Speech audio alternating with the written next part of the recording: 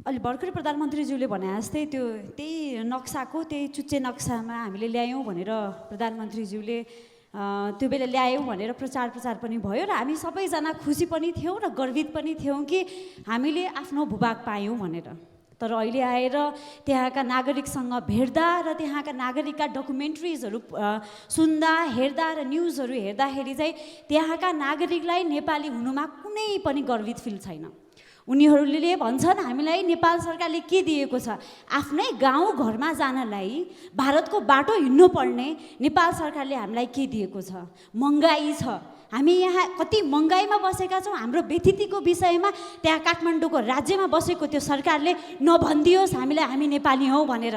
हामीलाई बाटो छैन, हामी भारतको बाटो भएर आफ्नो गाउँ घरमा जाँदैछौँ। मान्य सदस्य, तपाईँको व्याख्यामा जाने हो कि यो प्रश्न नै हो सभामुख महोदय?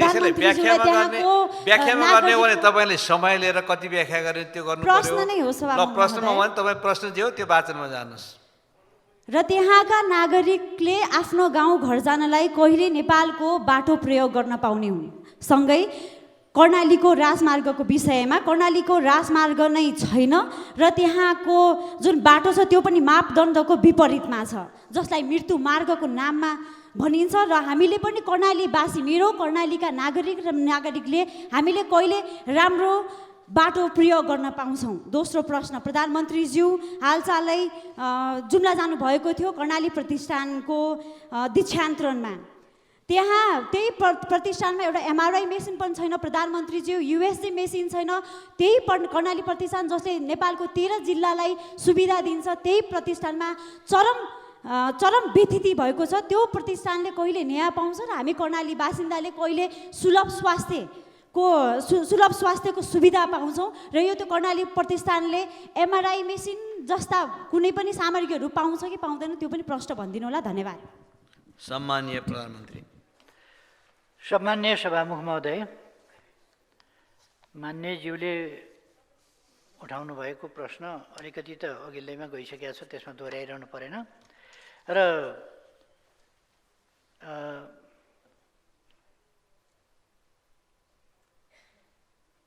अझै पनि धारचुलाका मान्छे आफ्नो घर जान भारतको बाटो भएर जानुपर्ने अवस्था छ।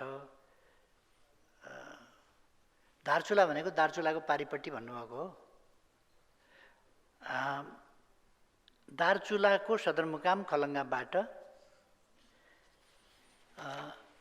उत्तरपट्टि नेपालका छाङ्रू लगायतका गाउँहरू छन्। नेपाल सरकारलाई थाहा छ छाङ्रू जानका लागि बाटो रहेनछ।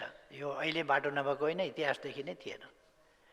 अहिले त्यस सम्बन्धमा तत्कालका लागि अर्को देशको बाटो भएर जान नपरोस्, आफ्नो देश आफ्नै बाटोबाट जान पाइयोस् भनेर त्यहाँका जनताहरूले माग राख्नु भएको बमोजिम त्यहाँ अहिले तत्कालका लागि कति बजेट चाहिन्छ भन्दा 5 करोड बजेट चाहिन्छ। त्यति भयो भने हामी बाटो घोडेटो बाटो बनाउन सक्छौँ र त्यो घोडेटो बाटोले पारिपट्टि गएर जानु पर्दैन। त्यसो भएर हामीलाई यता घोडेटो बाटो बनाउन सहयोग गरियोस् भनेर उहाँहरूले भने बमोजिम 5 करोड रुपियाँ निकासा गरेर अहिले आफ्नै देशबाट आफ्नो भूभाग जाने बाटो धमाधम निर्माण भइरहेको कुरा म मान्यजीलाई अवगत गराउन चाहन्छु।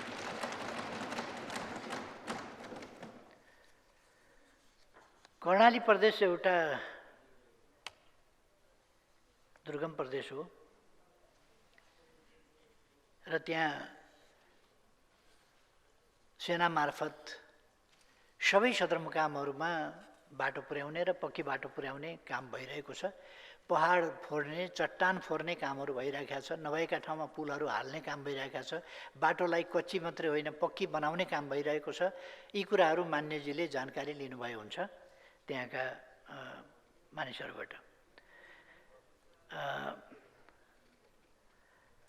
यो ब्रह्मदेवदेखि झुलागाड, दार्चुला, टिङ्कर सडक यसका लागि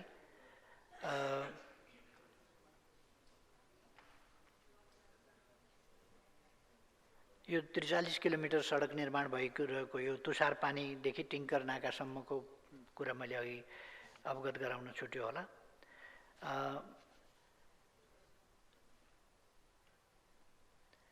जे होस् यो बाटो बन्दै गरेको कुरा नेपालै भएर हिँड्न पाउने सुविधा बनाउने प्रयासमा सरकार काम गरिरहेको कुरा मैले बताएँ।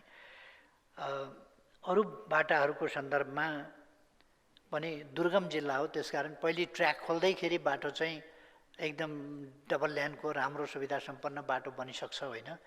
कहीँ भर्खर ट्र्याक खुल्दैछ, कहीँ भर्खर काम हुँदैछ। त्यसकारण जे होस् ट्र्याक खुलेर गाडी हरेक सदरमुकाम पुग्ने खालको प्रबन्ध अहिले मिलेको छ। अस्थायी पुलहरू निर्माण गर्ने कामहरू पनि भएका छन् र दुर्गम ठाउँहरू चाहे त्यो महाकालीका बजाङ होस् अथवा बाजुरा होस्, त्यस्ता दुर्गम ठाउँहरू अथवा बुढी नन्दा, अर्को नन्दा, यी नदीहरू हुन्, यिनीहरूमा बेली ब्रिज राख्नेदेखि लिएर कर्णालीका बाटाहरू र कर्णाली स्वास्थ्य विज्ञान प्रतिष्ठान भर्खर खुलेको हो, त्यसलाई भर्खरै अपग्रेड गरिएको हो र त्यहाँ सुविधाहरू कम भएका हुन सक्दछन्, तर त्यसलाई हामीले कुनै विकृति भन्न त मिल्दैन, त्यसमा न्यूनता भन्नुपर्छ। त्यो न्यूनताहरू क्रमशः पुरा गर्ने दिशामा सरकारको ध्यान गएको छ र सरकार त्यसमा एमआरआई सहितका विशिष्ट सेवाहरू प्रवाह गर्नका लागि ध्यान दिइरहेको छ र त्यसै गरेर